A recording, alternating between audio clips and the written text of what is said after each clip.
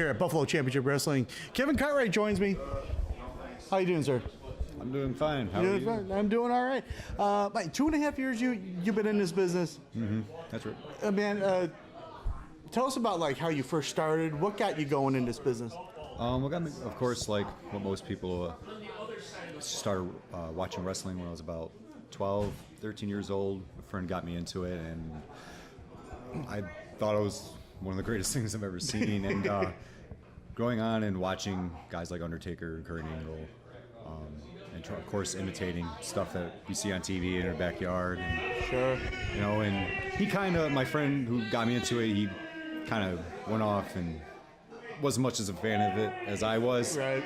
And then it wasn't about 2012 that I found there was a school located in DeWitt, New York.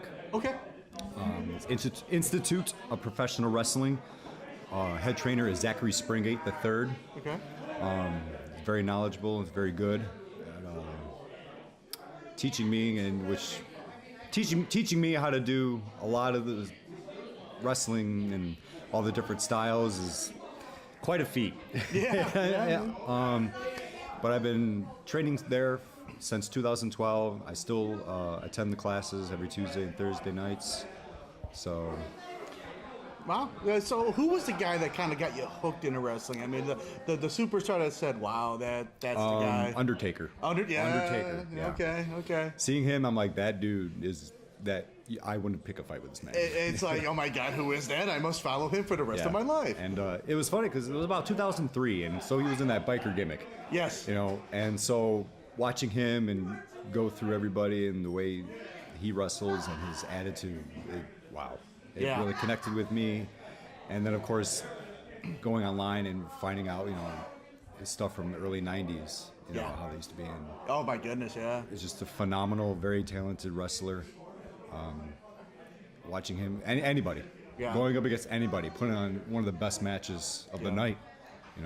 Yeah, one of the first guys to be really a big guy and could act like a cruiserweight. Exactly. In the ring. Yeah. Definitely set the bar as a guy that size, being able to, dive over the ropes. And, Yeah. So tell me about your first match. The butterflies, everything. Not really a whole lot of butterflies. My first match was actually in New York City. Oh wow! Okay. Not in Madison Square Garden, I wish. But it was in a 5-way, and like I said, not a lot of butterflies. I good enough crowd. It was next to what's the amusement park down there? Yeah. On a the boardwalk there. Yeah. So it drew a lot of people in.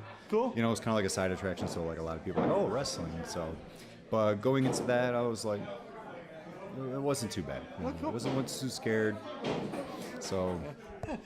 Now, social media blowing up as it has over the last 10 years, Instagram and all that stuff. Yeah. How much of a game changer is that from your view?